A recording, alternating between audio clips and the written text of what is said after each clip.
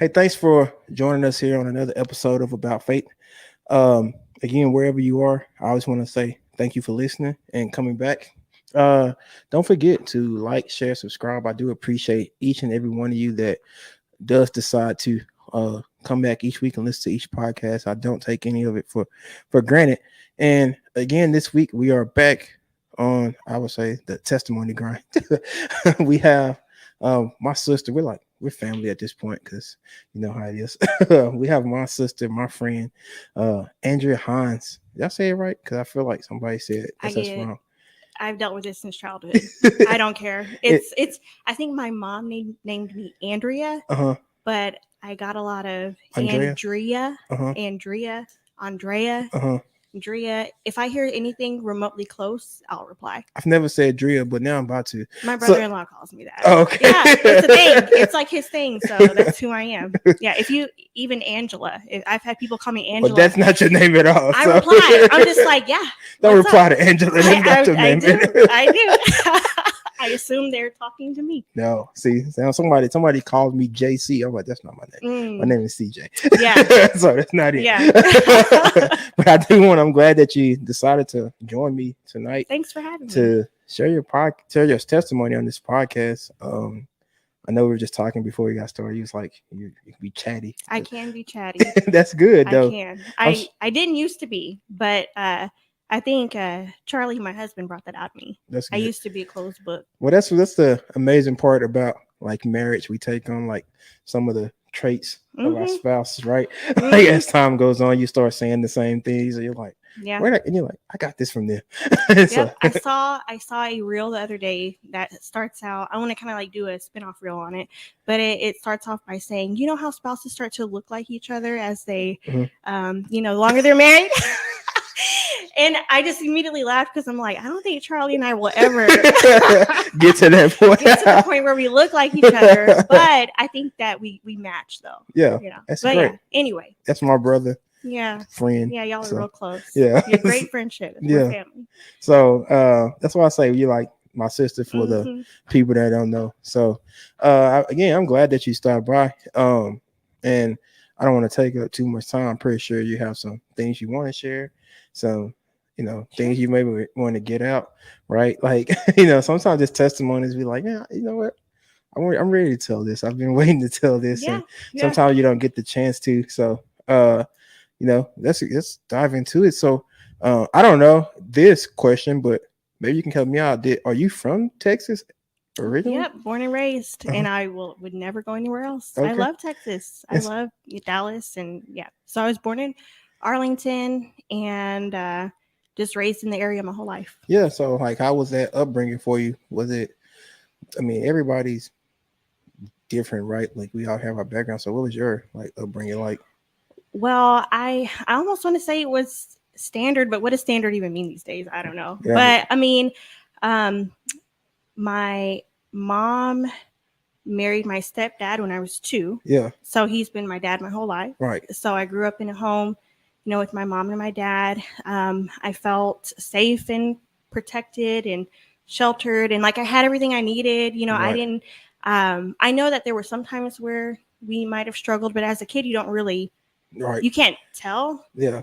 I always say this. I feel the same way. Yeah. Apparently, my wife, she's like, no, I knew I was poor. She's like the only person I've ever met like when she knew. Oh yeah, Mom, we're poor. I just want to let you know in case you didn't know. She was like the only person that I've ever met. Like a lot of people, they'll say like, they were poor. They was like, I didn't know because everybody was like in the same situations around me. So like, or like your lifestyle was the same. So you're like, I don't really know. But like people that had struggles, they're like, I don't know. This was life. Right. So, and funny thing to that. So again, I didn't know we were struggling. So of course, like everyone eats spaghetti, right? So my mom would make us spaghetti.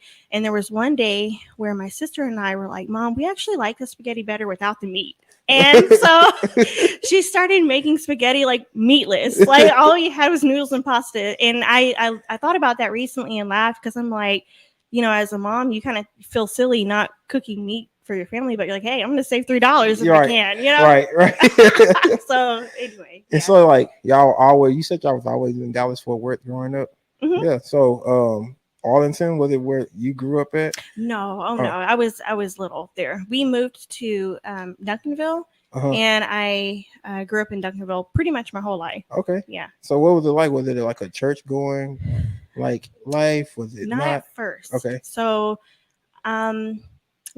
my mom and dad bought a house in Duncanville when they got married, and so for a good, I lived there from 2 to about 6, and then a neighbor moved in next to us, and she invited us to church. And so we had never gone faithfully to church. We went on some holidays, just to like random churches, and we didn't have a church home. So I had an idea of what church was, but I surely didn't know about a relationship with God. I was still young, of course, or I didn't know what it meant to be consistent, you know, to go to church or to live a church life. So the neighbor invited us to church, and it was, my mom loved the experience. She loved the choir. She loved, so that kept her coming back, was the feeling that she got being there and the experience. And was it that church that we go to now? Oh, for real? Yeah. You know who was that invited her? No. Yes. Who was it? I do. Her name was Tamika Campbell. Okay, I don't know who that. You don't know? Okay. Yeah.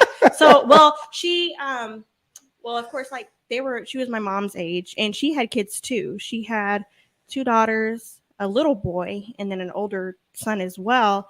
And so we grew up as friends. We're literally right next door. So like we would walk to the bus stop together, come home together, play outside together back when it was safe to play outside, you know, like, and we would be up and down the street and just getting in all kind of stuff. Kids don't know nothing about being able to play outside. No, I wouldn't dare let my child without watching her. Yeah, it's not like we used to go around the corner and don't know where you're at. Like I remember times like that. I was able to walk to the parks by myself as an 8-year-old, 9-year-old. Yeah. Like young, just by myself. Nobody, that was a normal thing. And then your parents just knew you were going to be home. Right. It was just a normal thing. But society has changed so much that, I mean, you can't even you have to watch them in the front yard. Scary. I think I saw something where, I don't even know if this was true. My wife likes to watch what I call depressing TV. Crime TV? Yes. It's depressing. It is. I've caught some recently. Yeah. So like, I think it was somebody got kidnapped from like the backyard or something like that, just because it was like an alley. And so it was just like certain things, like you have to watch kids now. They don't get to have the freedom of fun like we used to have. Yeah. So you said she invited to church. What was your like thinking memory of going to your first time going to church? Man, I vividly remember one moment, and I mean, I don't know, I didn't know what to think. I think I was like 6. My sister had just been born. She was the baby. And so I remember being in the sanctuary, and they were standing up, clapping and singing. I have this thing where I remember what I wore during like core memories. I remember specifically I had a like blood orange dress on that had Winnie the Pooh on the front of it. I knew exactly what I remember this. And I remember sitting like in the aisle and looking up, and my mom was holding my sister. And that's just such a vivid, that's the first memory I have of being at church. It might not have been the first time we ever went. I don't know. But I remember that moment. And I don't know how I felt in the moment, but I just remember being there. Okay. Were you like, after that, did she continue to come back and y'all continue to come back, or was it just like she was continuing by herself? We all went as a family. My dad, he's a sweetheart. You know my dad. Anyone who knows my dad knows he's just an angel. He's a sweetheart. He did whatever my mom wanted him to. So if she was going to be somewhere, he was going to be right next to her. My mom was like a authoritative decision maker. She's the one who, you know, disciplined us and all that type stuff. So we kept going back, and she got saved and gave her life to God. And shortly after that, my dad did too. And the rest is history. So what about you growing up? Like when did you like start like realizing like, hey, there's something to Christ? Or were you like I don't know, like you were 6 then, or like what happened as you become a teenager? Because a lot of times we go to church, and I mean, I can speak for myself. I'll say that. Like you're like, it's just a thing to do, right? Like you don't really look at it. Some people catch on early, right? And they're like, man, I want to give my life to God, but that wasn't my testimony. So. No, it was just something I did. You know, it was just I guess, a routine, you know, and yes, I was young, but so from like 6th to about 5th grade, we were at church. And then for some reasons that I am aware of, but don't really fully agree with or understand, we left church. But during that time that I was there during my young years, I remember like the feeling like when the Spirit would move, I remember being moved. You know, as kids, you're like you feel it, you know, it's real, you know, it's powerful. But I never, at that time in my life, I don't remember like confessing my sin, giving my life to Christ, and intentionally having a relationship. It wasn't until later on. So we left the church, and I'll share why. And if you want to include it, you can. It's up to you. But from what I when I come back to church and got saved, you know, I asked my mom, why did we ever leave? Because we were out in the world from like 5th or 6th grade until I was a senior in high school. They decided to go back, you know? And so those are very like years where you're figuring yourself out, and you can go left or right, you know? And I feel like I was definitely headed down the wrong path. So coming back by the grace of God, I asked my mom, well, why did we leave? And so she says that she felt like we were mishandled her kids, you know? And again, you can share it or you don't have to, but so I will preface this by saying that people make up the body of Christ, but they're not God. Like they're not your relationship with God. So I mean, you're gonna have heavy people at a gym. Like you're gonna have hypocrites everywhere, or people who just rub you wrong and you don't know how to handle it. You know, I didn't. When you say heavy people at the gym, I didn't get it at first, but that makes sense. I mean, some are gonna go. I don't know. I just heard a thing one time that said, you know, why do you not go to church because of hypocrites, and you have big people at the gym? Like they're gonna have, not that they're hypocrites. It's great they're there. That might not be a good analogy. No, this makes sense though. It's like, because some people you like you know, people always mention hypocrites at church, but they don't mention the liars that they have in their own group, like their own mini circle. Like, you know, this person don't like them, or it's like you're being the own hypocrite because you don't like that person, but you continue to act like you like them to get something out of them. That's a hypocrite. Absolutely. I mean, I think if you're not careful, you can do that all the time. You know. But yeah, and I won't even say these individuals are hypocrites. I just don't think everyone doesn't move with wisdom. And so that's true. I mean, it was even older people, you know. So because we were at a predominantly African American church and we were white, she just, I mean, I guess there was something that happened in some kind of care program I was in. I'm gonna keep it kind of broad. And I was with like a group of friends, and we all did something. It wasn't bad. We were just being rowdy or being loud. And all the other kids got like paddled. They got in trouble. And I did not. You know, even though it was known that I was a part of this group or whatever. And so my mom came to pick me up, and the lady was just telling her everything I did and all this type stuff. And she's like, oh, well, what happened? And she said, well, I got those other kids. And my mom was like, well, what do you mean? Why didn't you get her the same way? And your mom wanted you to get paddled. Let's not be upset that I didn't get in trouble, you know. But for her, she felt like it was unequal treatment, but like the opposite way. You know? And again, like I said, I mean, I love my mom dearly, but you know, going back, I probably would have just been like, well, if that's her prerogative, then that's her prerogative. I can't help what people want to do and don't want to do. Yo, mama, I'm sweet. Don't get mad because I'm not getting with. I mean, let God's grace abound. You know what I mean? But no, if there was that situation, there was another situation. But again, I've encountered situations in church, and it's just so. I mean, I guess from that I learned to just let it rub off, because that shouldn't determine my fate and salvation. You know? So, and especially like if God placed me somewhere. I don't want anything to rub me. So leave, like you said, everybody's not going to operate in wisdom. No. I mean, you know what I mean? You're not going to have everybody that comes to church is not, well, we already know that everybody's not saved, but you know, even if they are saved, you know, it may just be a mistake in this situation, and that's not, or a misunderstanding, or you truly misinterpreted something, and or everyone on your job is not going to like you, like everyone in your family is not going to agree with the way you do things. I mean, even with friends, right? Even in marriage, right? Like that's one thing. Like, you know, I love my wife, but we're not going to agree on every situation. I'm like, oh, I don't agree with that one, right? That doesn't mean, right? That doesn't mean I don't love, but you know, that's how society has shaped anything. Not saying that. But you know, just so people may somebody may be dealing with something like that. They may be thinking about leaving wherever they're at, wherever God placed them. But like, don't allow the devil to move you, because a lot of times No.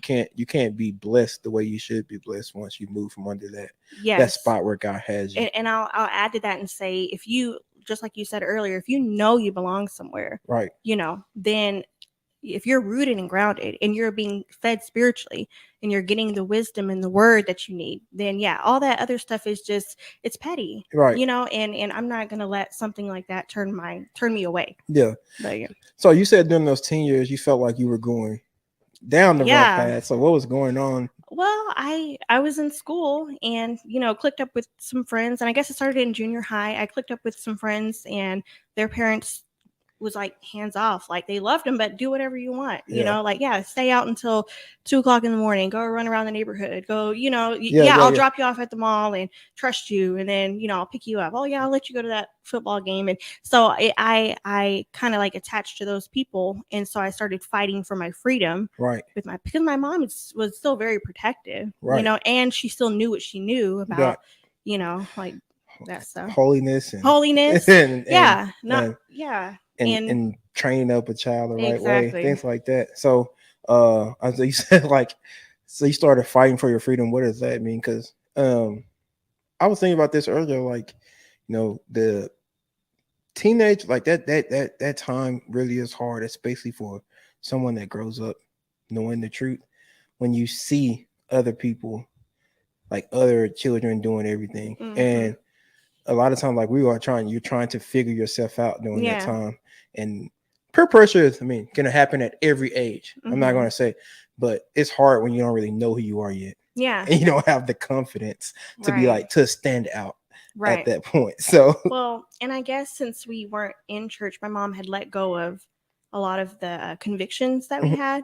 So I looked like everybody else. And if I wanted to do something, like I wanted to be a cheerleader. So she let me be a cheerleader. So, and with that comes like, it's just a different light. Like you're introduced to a different set of, I don't know, it can go left or right. But like I said, I just started fighting for my freedom. Like I want to be able to go and do whatever I want to do without you putting a restraint, right, or without you saying I have to be home, or without you calling and asking where I am, every, 30 minutes, right, or how I'm doing, or, right. And so I just, that was the very beginning. And then when it went into high school, well, now I want a boyfriend. Now I want to be able to hang out with my boyfriend. Right. I don't want you calling me at, 9:30 or 10 o'clock on a weekend asking where I am. Like, you already know, and it's just like, or, I want to go to a football game and then afterward go to my friend's house because that's what we're doing. And well, I want to, I felt like I had to lie to my mom. I'm sorry, I did have to lie to my mom in order to do the things that I wanted to do, because I was going to go spend the night at so-and-so's house. But before that, we're going to after party until 3 a.m, so yeah. Right. So like, so after doing all that, I know you said like until your senior year, that's when you asked like, hey, why did we leave? And that's when you kind of found out. Is that when God maybe started dealing with you? I'll tell you what happened. So our church was, before we left as a family, we were building a new sanctuary, right? And I never saw it. So we had pledged all this money, and we're giving faithfully, and we're excited about the hype. We were at the groundbreaking and all that type of stuff. And, to me, it was exciting because I saw the pictures of what it was going to look like. It was going to be new and brand new and nice and all this type of stuff. And then we left and we never got to go. Right. So, talking about the sanctuary we're in now? Yeah. But God, I'm old. Me too, because it's just hard to believe. What am I? I'm 31. Yeah, so that is easily 20 years ago. Yeah, I'm 35. So that's like when someone said, we've been here 20 something years. I'm like, no, we have not. No way. But and so I never got to see it finished. So I kind of just, and anyway, so I was in the store one day and I ran into a saint. I was a senior. And I actually worked at this grocery store, and but I went in on one of my off days to pick something up, and I saw this saint shopping there, and she happened to be the spiritual mother of my mom. So her name was Sister Billy Walker. Okay. A sweetheart. And so my mom grew up under the ministry close to her. So our families were always like linked up and all this type of stuff. And so I saw her and I was just so happy to see her because I hadn't seen her in years, you know, 6 years. And so I gave her a big hug and I just feel like, oh, like I just like nothing's changed. You know, she loves me the same. I was in my, you know, pants and all that type of stuff. Anyway, and so she gave me a hug and she's like, hey, why don't you come to church with me? So in my mind, I'm like, yeah, I've been wanting to see the church. You know, I just kind of needed that extension. I wasn't going to go on my own. Like, I feel weird. I don't, that would just be weird. So she invited me and I'm the first one in my family who went back to the church. Oh, okay. I didn't know that. Yeah. When was this? What year was this? I was a senior in high school. So it was 2009. Okay. Yeah. And so I went back with her and visited and I was like, okay, one and done. I just wanted to go see it. Right. Like, not only that, but I mean, of course, when I was there, I felt home. Right. I did. And I felt excited to see everybody. Not that I remembered a lot of people. Some people I did. I just felt excited to see the choir. I felt excited to hear the preaching because I was used to it. Right. You know, and then I'm like, okay, I'm good. You know, I got what I needed, got what I came for. And so I went home and I told my mom and dad about it. I said, guys, I went to church with Mama B. So we used to call her Mama B, Sister Billy Walker. And I think they knew I was going, but they weren't ready to go back. And so I told them about it. And I was just so excited. Not that I intended on going back. Right. But then they decided they wanted to go. So they went, got saved again. Uh-huh.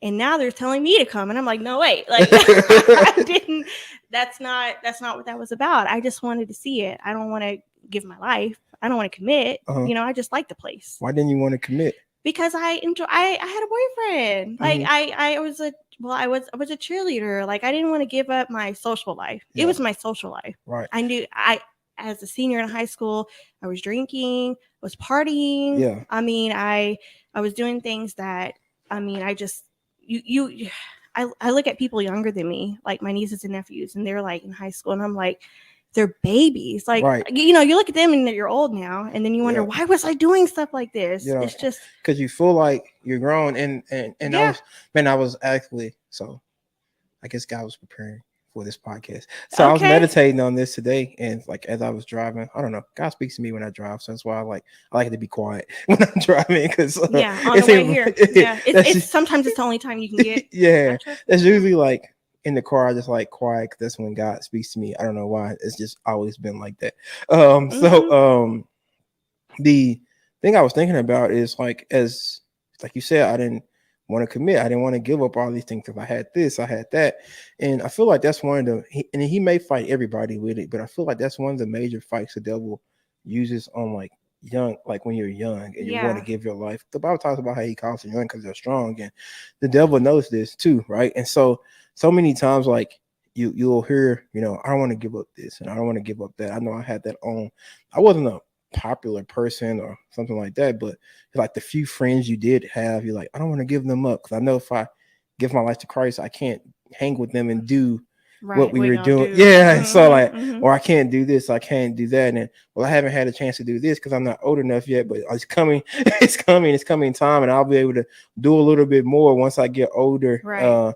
I don't have to sneak to drink anymore. I can just freely do it. You mean I can walk up to the bar and just ask you? I don't have to ask anybody to buy, like me, I smoke too. I don't have to ask anybody to buy these Black and Mild, these cigarettes, and like to buy these things for me, because I'll be old enough now. I can do what I want to do. And I think a lot of times, like even with friendships and things like that, the devil tells you like, man, you're going to give up all this, you're going to give up that. And I thought about that, how, you know, I started to think about like my own life, and like since I've been saved, we talked about it. Charlie, your husband, is one of my best friends, right? We didn't talk before I got saved. I knew who he was, but we never talked, right? But we're close. Other friendship, you know, we have a whole group of friends that are like, we don't have to see each other often, but when we do, you're nice. Like we're close, right? We're tight. And so I thought about how like over the years, everything I gave up, like especially friend wise, God has given it back, and it's quality friendship, right? Like real quality friendship. Like you said, we don't have to see each other every day, want to talk every day, but if we need each other, we'll be there for each other, right? Absolutely. And so like I have quality friendship, and so many times the devil tries to like, well, you won't never have this, you're not going to have a road dog. Is good. Like, no, I'm going to have a road dog because God's going to make sure somebody's there to be iron for me, so that iron can sharpen iron, and like we can grow together. And it's so hard for young people to like to see that, to trust that, right? Because you don't know. And I think, I mean, that's so true. But the enemy, he is so strategic, right? And I believe, I mean, your youthful years are some of your most important, because you make your biggest decisions. I feel like from like 18, from like when they release you from high school into the real world, right? And you're not under the covering of your parents. Prayerfully, you have good parents who like to steer you in the right direction, and who have done their job.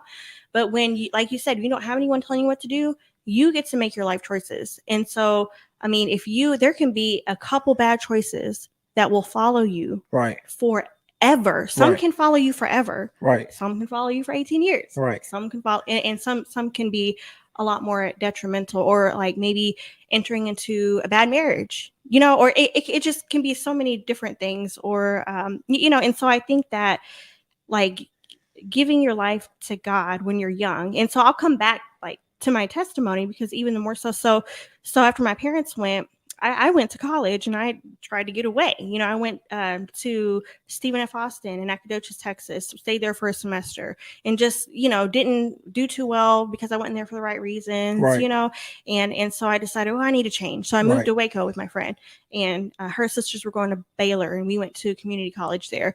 And just felt like this isn't, I don't think I'm going to college because I want a degree. I'm just trying to get away, And so my mom, she would say, when you're at home, come to church. So I started going because like I realized she would get off my back if I just went a couple times a week. So I went twice a week, just so that she wouldn't beg me all the time. And then one service, I was sitting in service and had no intention of being saved. Don't even know what the preacher was preaching. I can't tell you to this day, but I remember how I felt. And I remember a powerful urgency and conviction come over me, and I had to go. I had to get saved, because I truly felt, and I remember thinking to myself, this is so real that I feel like if I don't do it now, something bad is going to happen. That's just how I felt, So I went down and I got saved, and it's just so crazy to me that I can walk into a building and have no intention on giving my life to God, and then being at the altar and being 100% sincere with it. It's just like that's the power of God. Nothing else can explain that. Right. Because nobody, like you said, you don't remember what was said. No. Any of that. So it wasn't any intention. You just come in because, I remember what I was wearing, though. Like I told you, I remember I was wearing a gray skirt and a white shirt with these leopard heel pumps that I had.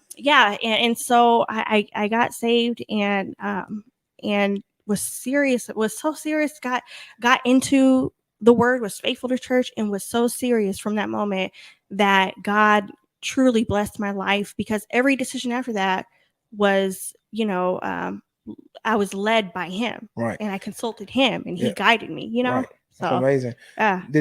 You said you remember what you was wearing, but did the walls look new? I just felt like everything that had happened before that moment was like irrelevant. I felt new. I felt new. And I remember, I knew I was saved. Now I knew I was saved at the altar.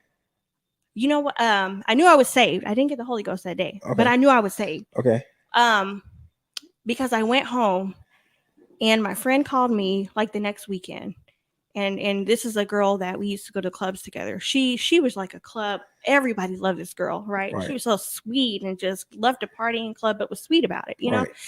Some people are like trashy when they club. This girl was sweet. I don't know how she did that, but I liked hanging out with her. And so she called me and she said, Andrea, it's my birthday.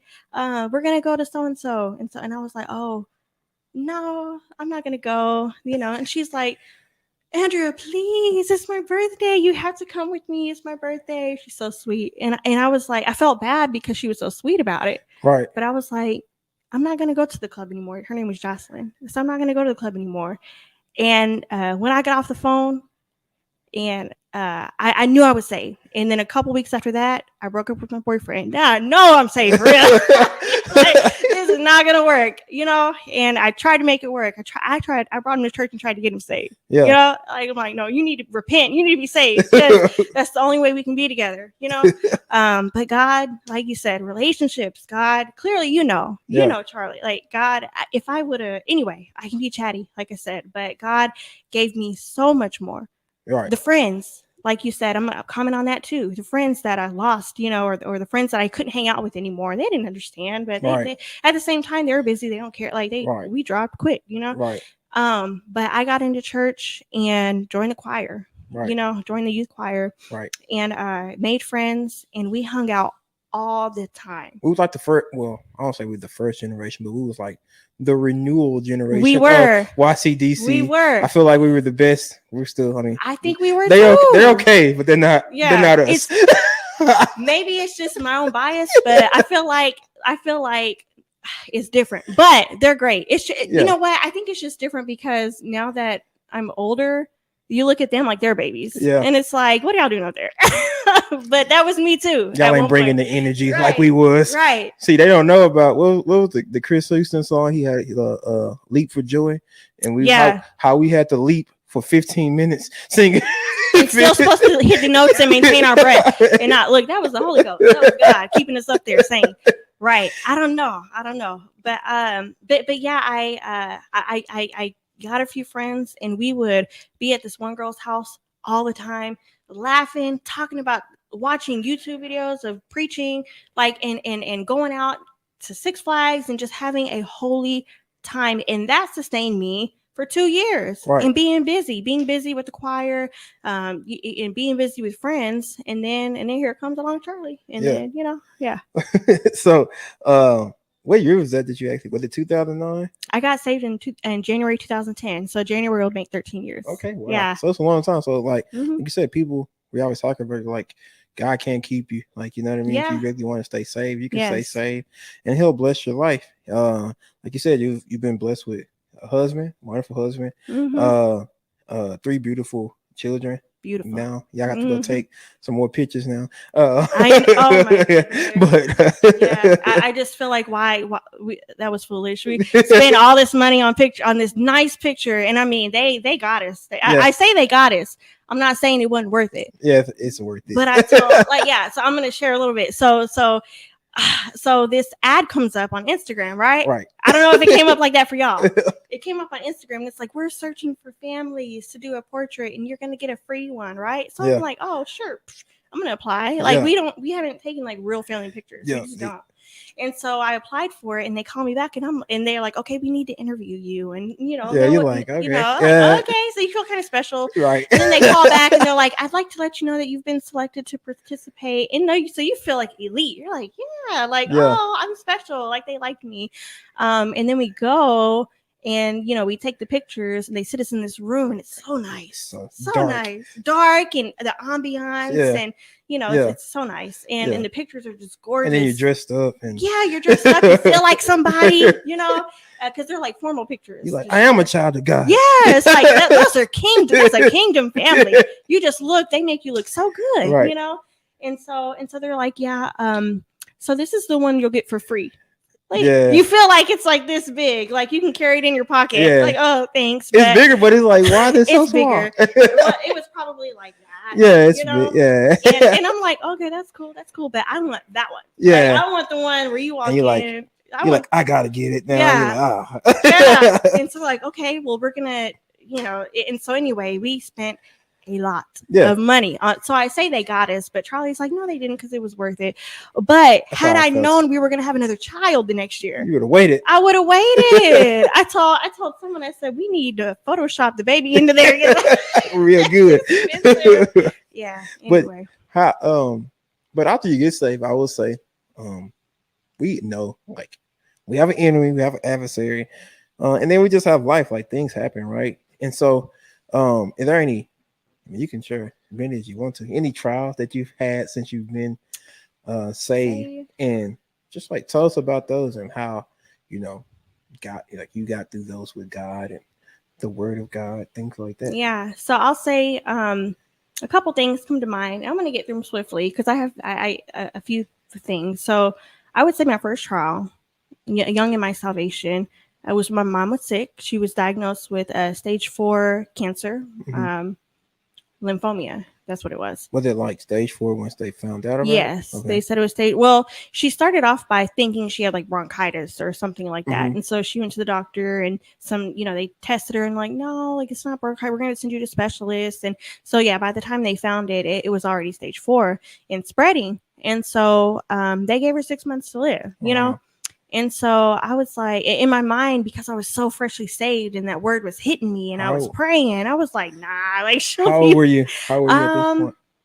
I was, Charlie and I just met. So I was 20. Okay. I got saved when I was 18. Yeah, it's rough for a 20-year-old. And then like, you newly saved, you're like, yeah. Exactly. So I've been reading the Bible. Yeah. Nothing's going to happen. Yeah. And at first you don't, you hear it, but because you get so much word, you just think, oh, she can overcome anything, or God can do anything.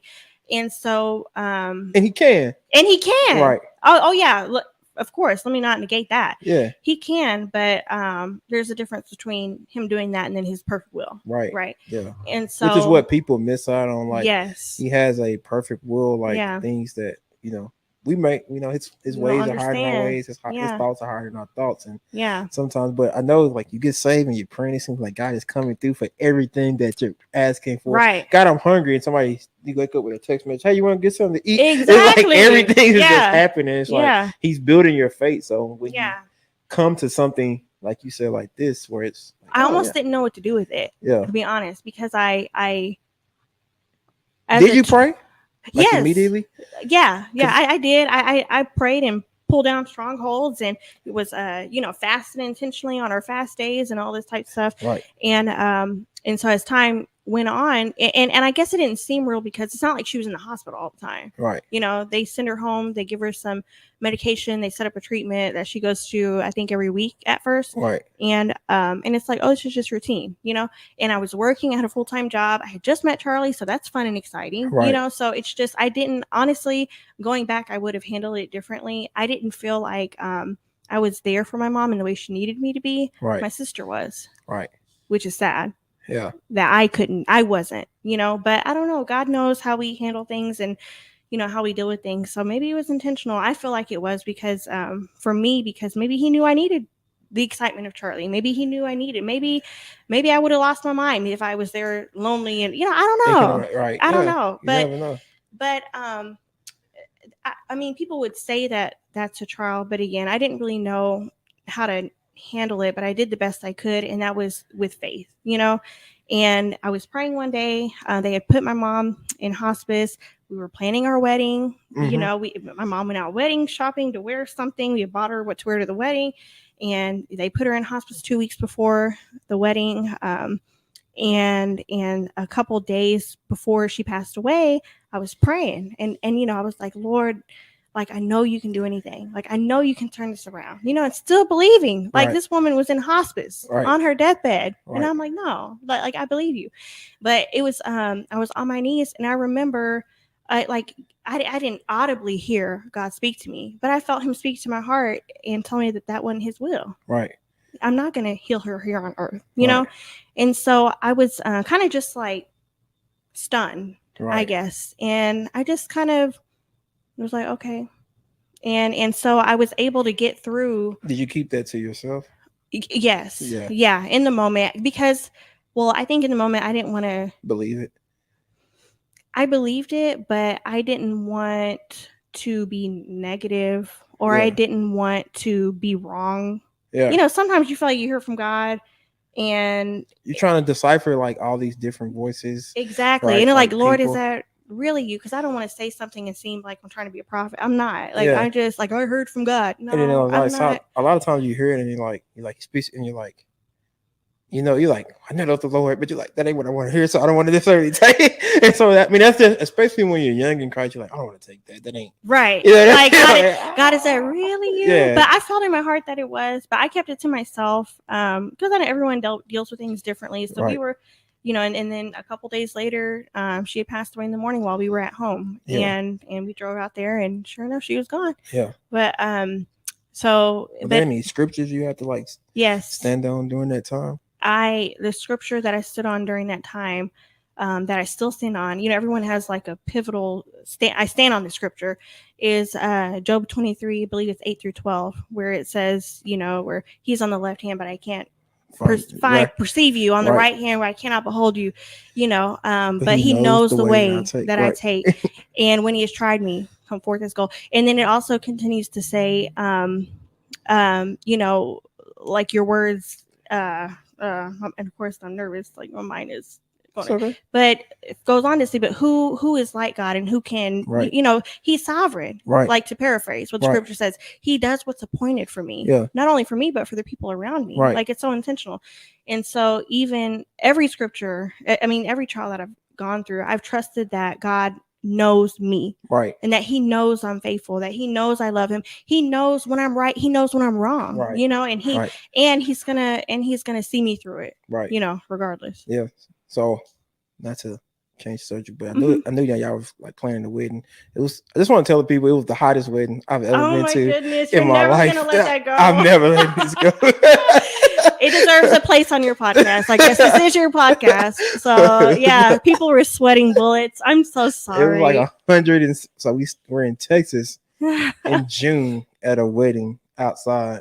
That's like 107 degrees. Yeah, I didn't know it was gonna be so hot. I just knew I wanted an outdoor wedding, and it was at night. It was like 7 p.m. And so I know that was a rough time, because you went that was so like with your mom was just a few weeks before y'all wedding. And remember, Nikki helped us with the wedding. I don't know if you remember, but she helped. She went to my mother-in-law's house, and she helped put together bouquets. And no idea. His dear wife, so I didn't have all the money that I needed to buy my wedding dress. And so I went and found my dress. They put my down payment on it, which was like $400. And then they altered it, cut it. And then I called back like, I'm not going to have that money. Like, so, but, so can I get my $400 back? They were like, no, like we cut the dress. Cut the dress. Yeah. And so, sweet Nikki let me wear her wedding dress. Do you remember that? Yes. Yeah, because kinda. I kept it for like 5 years after that, because I meant to take it to the dry cleaner, but that just never happened. I'm like, no, don't come get it. I'm going to take it to the dry cleaner. Nikki was like, I'm going to get my dress. It's all right. But that's what you're supposed to do. You're supposed to look out for each other, right? And so that's what it's supposed to be, as far as like brothers and sisters in Christ. I'll never forget that. Right? So yeah. I just remember it being hot. That's all. It was, and I'm sorry. If I could go back and change everything, I would. But to get through that in that short period of time, that's a range of emotions. Yes. In what, less than a month, right? Yeah, my mom passed away on a Friday, and my wedding was the next Friday. Okay, yeah. And then we left to go on vacation. So I was contemplating not going on my honeymoon, but then my dad was like, because I wanted to be there for my dad and sister. Right. They were like, no, you need to go. Like, mom would have wanted you to go. We'll go away and do our thing. So they went somewhere, and Charlie and I went somewhere, and yeah. So I was like on a high, though, right? And I remember a couple times like kind of breaking down. Like, my wedding planners were like, everyone's trying to be so sensitive, right? Because we still had to get through this, right? Or postpone the wedding, which we decided not to do. For what? Like, let's just, And so anyway, the funeral was 2 days before, and then like around that time, my wedding planners were like, Andrea, do you want to dedicate a chair and decorate a chair for your mom? And I was just like, no. And then I broke down, So there were moments where it got to be a little too much emotionally. And when I get emotional, I don't like to talk. Like, I just like, it swells up inside of me. Yeah. And I have to let it out, but I don't want to. Right. So it's just a really awkward situation. Right. So they were nice to ask me, but I was just like, no. And then I broke down. And then after that, in Hawaii, it was just bliss. Like, you're on your honeymoon, you're with your best friend, and you're experiencing something new. And so, but then after that, the months after that, I've had a friend reach out to me recently because one of her family members passed away. And it's like, how did you get through? How did you do it? Like, I can't handle this. And I said, well, grief is, for me, it was like waves, Yeah. So some are small. Sometimes there's a stillness, right? And sometimes the waves get large, and sometimes they're so big they crash over you and you go under. But no matter, even if that happens, like, you're going to find your way back to the top, Right. And so that's how grief was for me. I'd be sitting at my desk at work, and then just all of a sudden it just floods for no reason. For no reason at all. I wasn't even thinking about it. Right. And then I'll move on to my last example of trial, and this one hits me hard, because if you know anything about me, I love my kids. Yeah. Like, they're they're my heartbeats. I would do anything for them in my will and in my power. And I'm just so intentional with them. But anyway, so after I'd had one of them, I'm not going to say which one, but we do you have to do like a newborn screening where they send blood off to the state and they test it and send it back and all this type of stuff. So they called me back on one of them, and the doctor, the pediatrician's office, was like, "Hey, yeah, Miss Hines, we just want to let you know we got their newborn screening back, and there's a possible diagnosis or condition of this condition or whatnot." And I'm not going to say what the condition is. And so, immediately, what do? Go to Google, like, well, try to figure it out. Yeah. So I'm like, okay. So you said it was like an acronym. So I looked it up, and I'll share what it was. It was like congenital hyperplasia disorder, and it's like a hormonal imbalance, a hormonal issue it's like a spectrum. So it can be really bad, or it can be nothing to worry about at all. Right.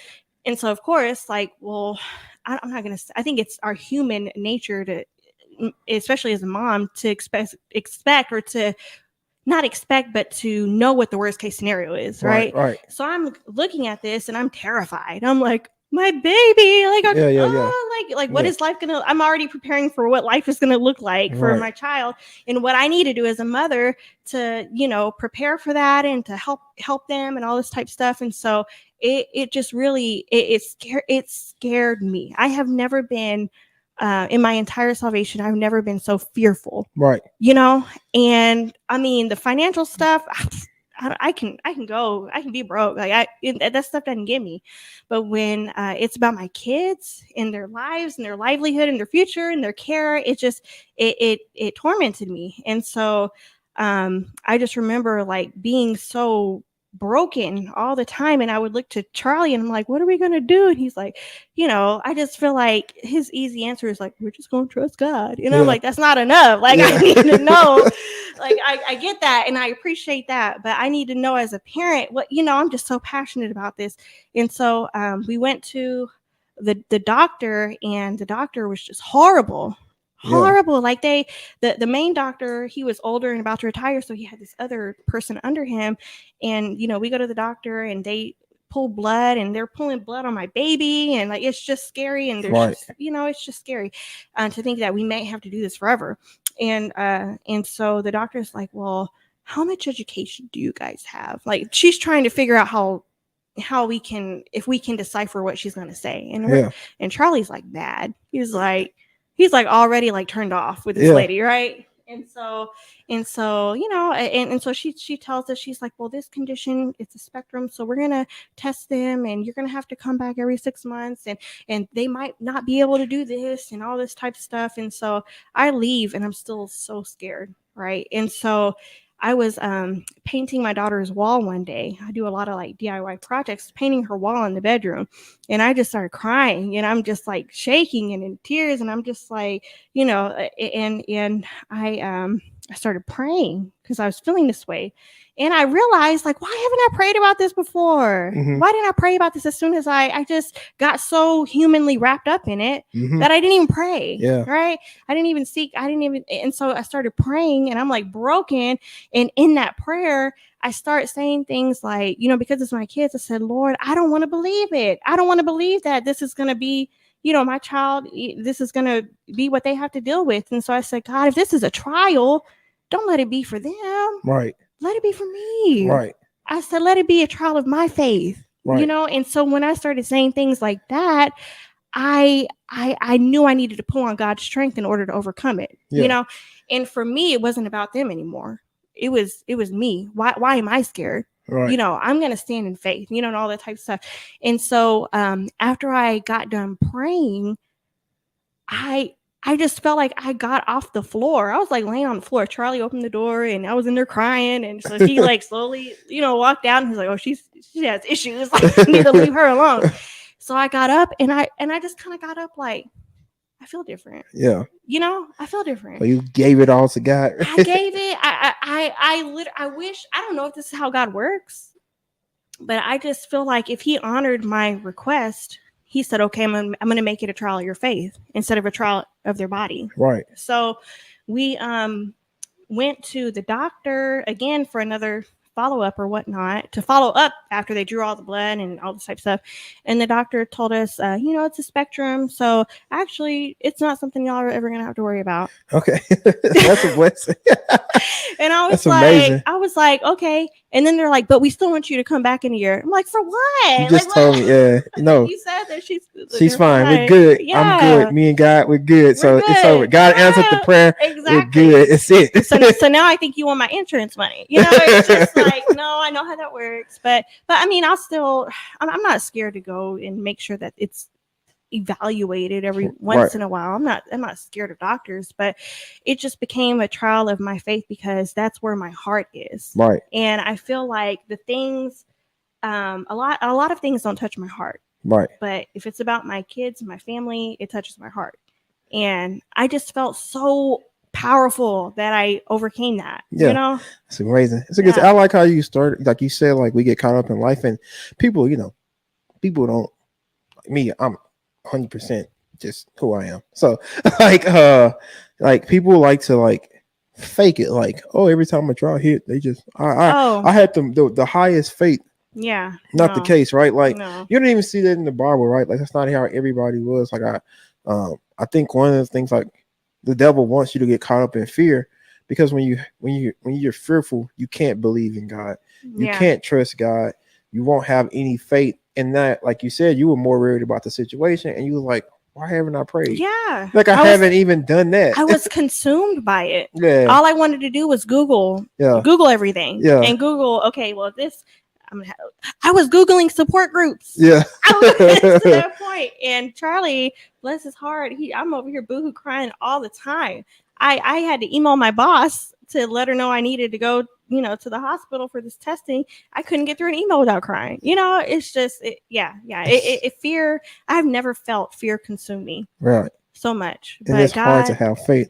I mean, and I think about it, right? Like people always say, they'll say it's like doubt. I believe that fear is the opposite of faith. Fear is what hinders your faith. Yes. And the reason why is because Peter was walking on water, but it talks about how until he started noticing the waves and the wind, in other words, he got fearful. Mm-hmm. That's when he started sinking. Yeah. It wasn't doubt. He couldn't. I mean, how can I doubt? I'm already walking on water. I'm already doing it. Right. So I don't doubt that I can walk on water, but it was fear. Yep. That changed his situation. And it wasn't until I was on the floor and it's like, Lord, like, let it be a trial of my faith. Right. And if that's the case, I can overcome it. Right. Yeah.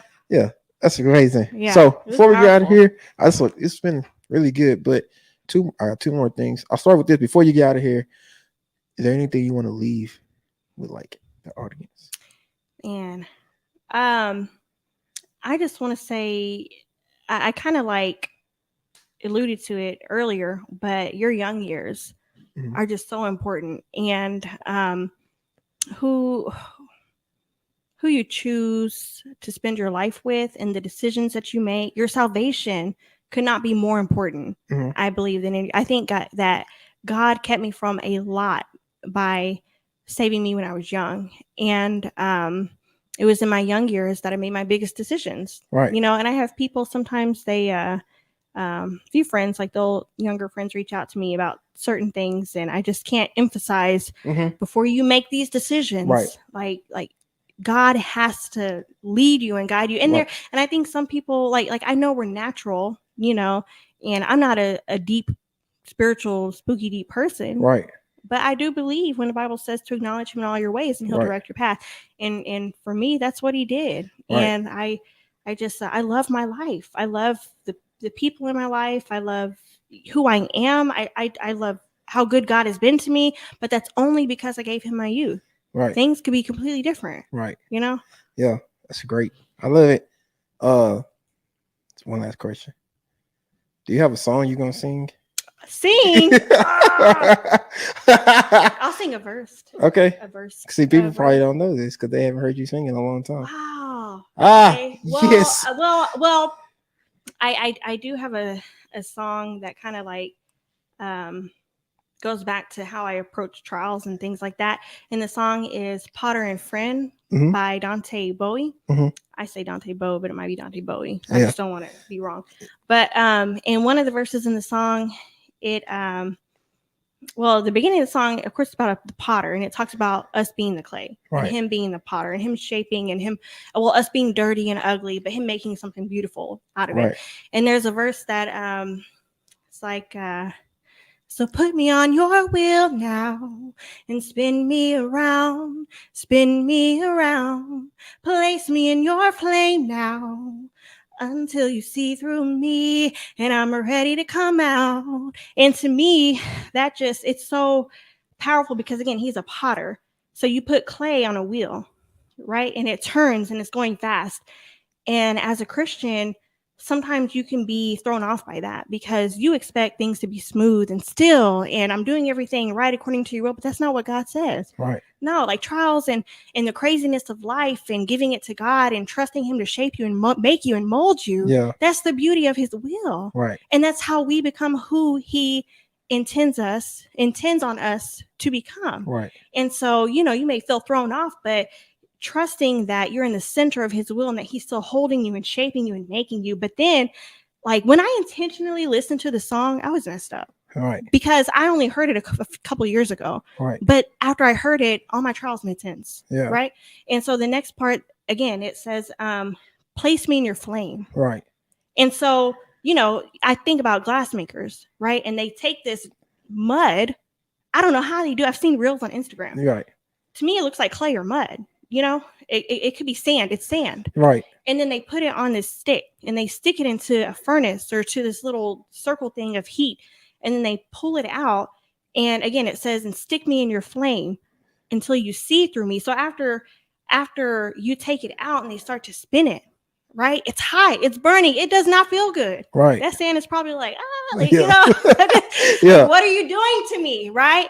But the sculptor, whoever, the glass maker, is turning it, and then it starts to crystallize and it starts to become clear, and that's how you know it's ready. Right. So, I mean, and I listen to that. I'm like, God, I trust you that when I feel like things are going crazy around me, I'm just clay sitting here, like you're doing this intentionally. Or when I'm in the flame and it doesn't feel good and it's hot, and then you pull me out and you spin me, and I'm clear and I'm ready. It's not when I'm ready. Right.